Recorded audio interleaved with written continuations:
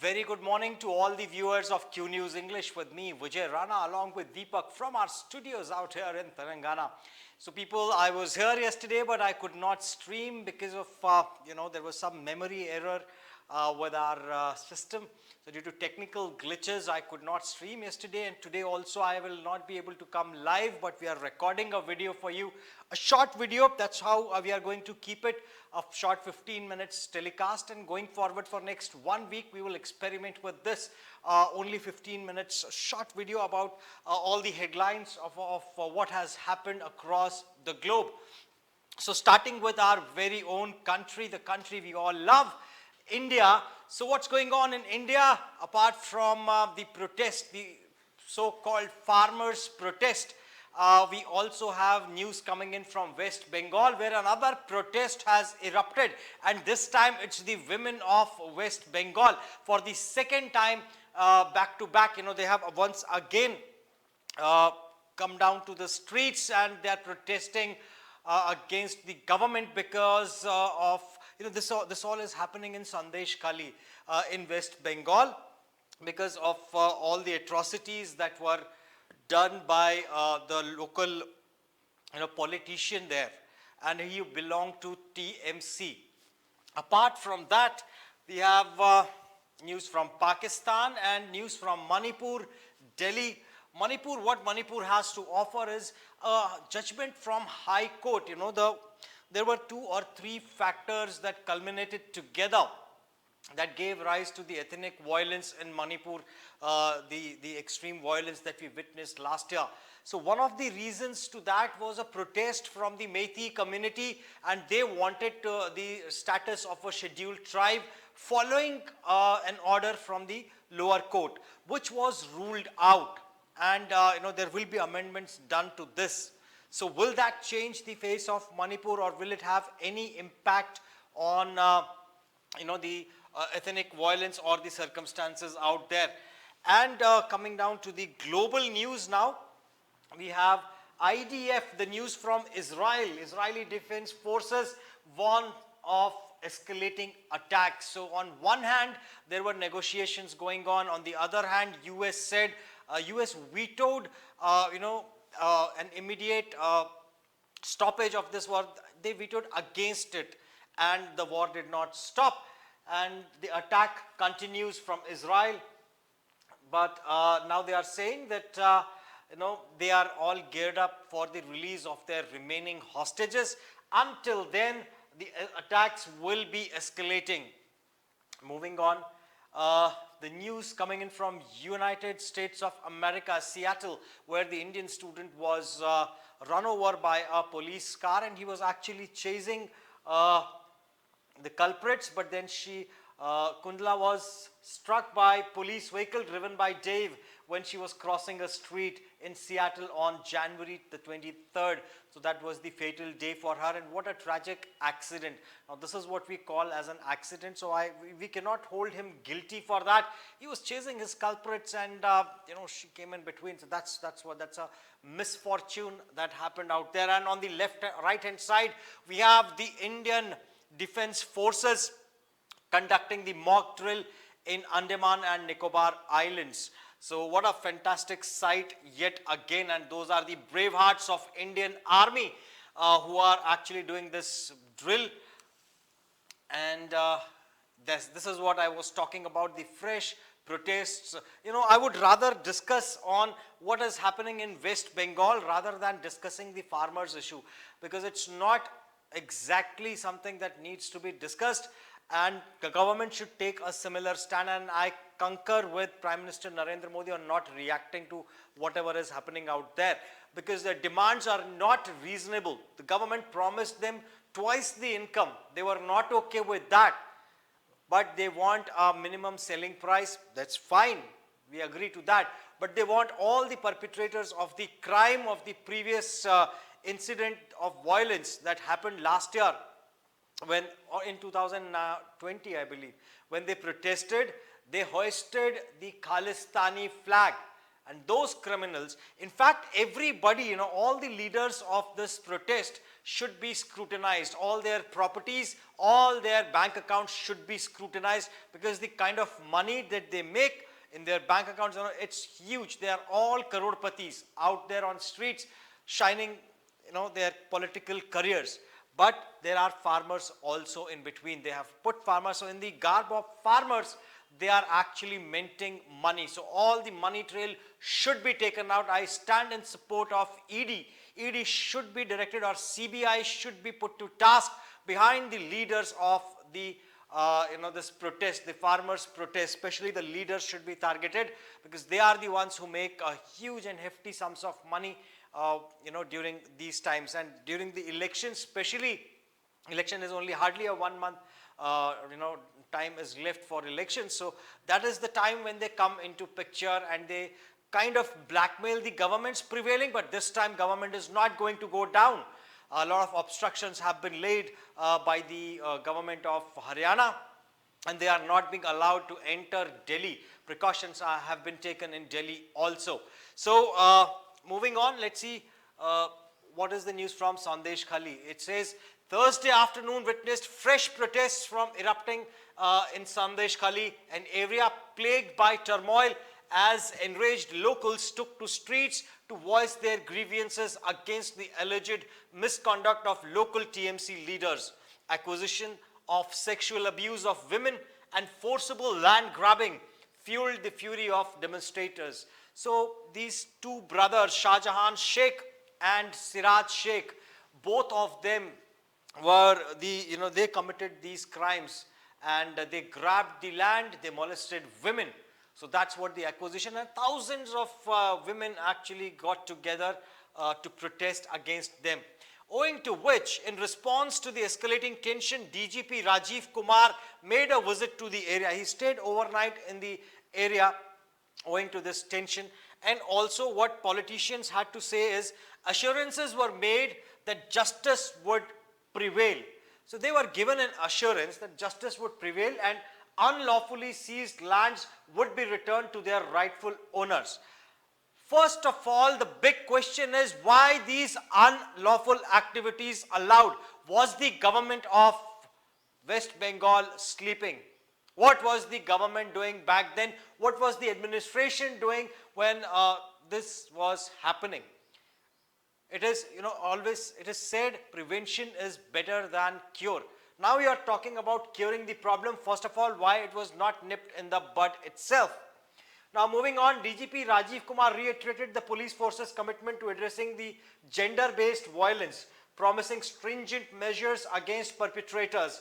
Spending a night in Sandesh Khali to assess the situation firsthand, Kumar underscored to resolve the unaccountable, to hold accountable those responsible for mistreating women. However, the arrival of TMC leaders from North 24 Paraganas district in Sandesh Khali was met with hostility from the residents, who questioned the prolonged inaction against Shahjahan and his associates. So the locals were also, they were, whatever I said, the locals were saying the same thing. Why did they take this much time to react, and was the government sleeping? The local populace demanded answers, expressing frustration at the lack of accountability, and in an attempt to pacify the brewing disconnect, TMC representative acknowledged past failures. He said, yes, we failed. If you failed, you don't deserve to be in power. We trusted you. The people of West Bengal trusted you and voted for you, and this is what you gave them in return. So that's what is being questioned now. So right to recall is what they are exercising. TMC representative acknowledged the past failures while reaffirming the party's dedication to rectifying them. They said, if you vote us again to power, we will rectify. First, you let these criminals do their acts. You let them grab land. You do not take action against them when they molest women. Now you say, okay, we will take action once you vote us to power. That's not acceptable. So people of West Bengal need to be awakened. They need to wake up. This is the wake-up call for them. They need to vote the right person in power. And Moving on, we have Putin, a crazy son of a bitch, says Biden. So Joe Biden used such language for the head of the state, Russia, and that's not acceptable. That is all is being discussed out here. And CBI raids former J&K governor. So J&K governor Satyapal Malik, who said he was requesting for helicopters for the movement of Indian army troops. That does not happen, by the way. But then he was very much vocal and he went against BJP. But then, even he is engrossed, he is found. Now, CBI, this is the second time CBI has raided him and his allies. So let's see what he has to say or what exactly happened.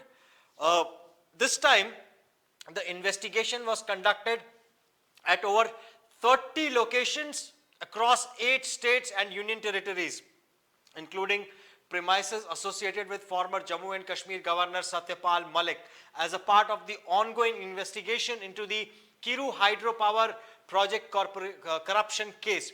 Nearly 100 CBI officials were involved in the operation, which targeted locations in Gurugram, Chandigarh, Patna, Delhi, Jodhpur, Barmer, Noida and Bhagpat.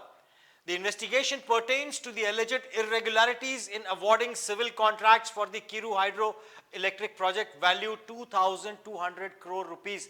This was in J&K. He was the governor back then, and he allocated project misappropriation of allocation. He allocated the project to some companies and took bribe. That is what is being alleged. And why so? And what was found, let's say, among the targeted premises, 8 locations including 3 flats in Gurugram and apartments in Asiad Games Village in Delhi were reportedly linked to Malik. This marks the second raid in connection with the case following the previous operation conducted in January. So a lot of operations being conducted there. And while we are talking about CBI, how can ED remain behind? But ED remains far behind is what I think, because this is the 7th time they summoned Arvind Kejriwal, and Kejriwal, here we go. ED issues 7th summons to Kejriwal, and every time he says there is some problem with the summon, and he, he is still scot-free. He does not, I don't know why there is no arrest warrant being issued against him. That's the big question. If you keep rejecting summons like this, that's not, or is ED lacking drastically somewhere? Is there some problem with the enforcement directorate? They are not able to document the papers properly, or what is it when he can refute, when that allows him to refute the summons? That's the big question on the capability of enforcement directorate itself. And moving on,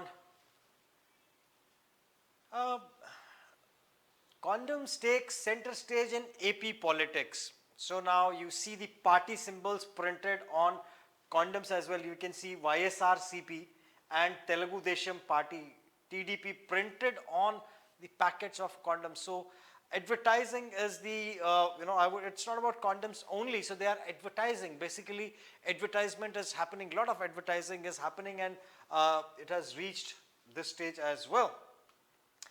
And what do we have here from the world of cricket? As you can see, Mahendra Singh Dhoni, the man in yellow and the man with red and black combo, is none other than Virat Kohli. So IPL is round the corner. So good news for all the cricket lovers. And the first match will be played on 22nd of March. Since the elections are also around the corner, so the remaining dates have not been announced yet. So it will be RCB versus Chennai Super Kings. Yes, it is Royal Challengers Bangalore versus Chennai Super King. They will have the first match. And moving on, disturbing incident. Now this happened in J&K, where some of the tourists were, exploring the valley of Kashmir, wherein an avalanche took place, and one of the tourists, a foreigner, lost his life. The remaining were brought back, and it's the chopper that was used to bring back the tourists, and 5 of them. Army personnel conduct rescue and search operation following an avalanche that struck Kongduri slopes, trapping several skiers under debris in Gulmarg on Thursday. According to the officials, one foreigner died and 5 other skiers were rescued. So they were skiing. And while skiing, the avalanche happened. It usually happens. That's how the sport is. So during that avalanche, one person lost his life and the 5 others were rescued. And US to reduce visa time for Indians. So all those who travel to US. So now US is also promoting tourism. And what that means for us Indians is now the timeline is reduced. If you want to travel to US on a tourist visa, you will not have to wait longer, because what's the hidden message out there is Indians are now, Indians have the bandwidth and they are now capable of promoting tourism in United States of America also. And America also wants the money that Indians can actually give while they are traveling to the United States as a tourist. So that's the power of Indians, that's the power of us. And I'm thinking about, Maldives. That rings the bell. Moving on, let's see if I missed out on anything.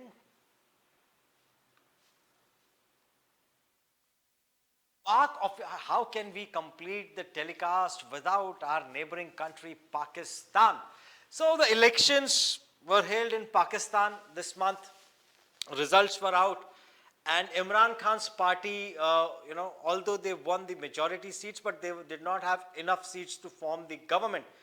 But then there was one official who came out and announced that there was a lot of rigging that was done.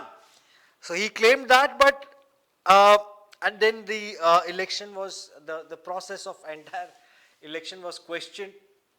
There was nothing to be questioned, though we all know it's a banana republic, how it functions, everything is known. It's the boot of Pakistan army under which their government functions. Yet again, another example of that boot stepping in, and what that boot did is it just pressed on the button, and now the statement changes, and Pakistan official withdraws poll rigging claims. Now he says no, there was no rigging done. So that's how Pakistan is working right now. I don't know if it is working or not. So in a surprising turn of events, now Pakistan is known for turning of the events, right?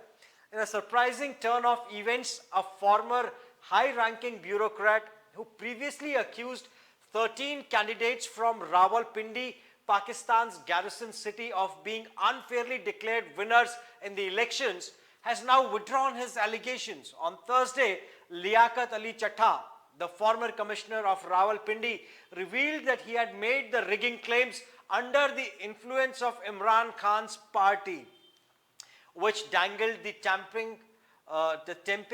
tempting offer of lucrative position. I accept full responsibility for my actions and I'm prepared to face any legal consequences, says Chattha. Just days ago, Chattha had resigned from his position, admitting his involvement in manipulating poll results. I take full accountability for these wrongdoings, and I must confess that even the Chief Election Commissioner and the Chief Justice were complicit, he had asserted, accusing Chief Justice of Pakistan Qazi Fayaz Isa and Chief Election Commissioner Sikandar Sultan Raja of aiding the vote rigging. Chattha had been outspoken in his allegations. However, in a letter addressed to Election Commission of Pakistan on Thursday, Chattha retracted his previous claims, asserting that his actions were motivated by the lure of a senior position by Imran Khan's party. So we understand your position right now. Army might have tightened the screws for him, and that is why he changed his opinion, his stance right now.